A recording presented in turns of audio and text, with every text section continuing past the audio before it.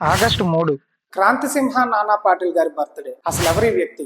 British వాళ్ళని భయపెట్టిన మహారాష్ట్ర వీరుడు, తన ఊరినే స్వతంత్ర ప్రభుత్వంగా మార్చిన ఏకైక ధీరుడు ఆయనే క్రాంతిసింహ నానా పాటిల్. 1900 సంవత్సరంలో మహారాష్ట్రలోని సతారా జిల్లాలో ఈయన జన్మించారు. చిన్నప్పటి నుంచే బ్రిటిష్ పాలనపై ఈయనకు వ్యతిరేకత బాగా పెరిగింది. క్విట్ ఇండియా మూవ్మెంట్ సమయంలో ఈయన ప్రజలతో కలిసి ప్యారలల్ గవర్నమెంట్ ని స్థాపించారు. అంటే స్వతంత్ర ప్రభుత్వాన్ని స్థాపించారు.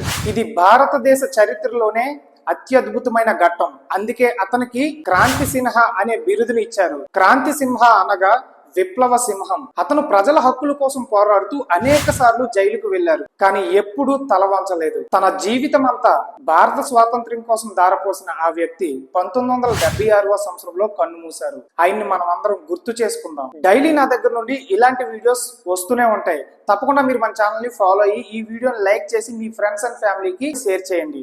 మరొక వీడియోతో మళ్ళీ కలుద్దాం.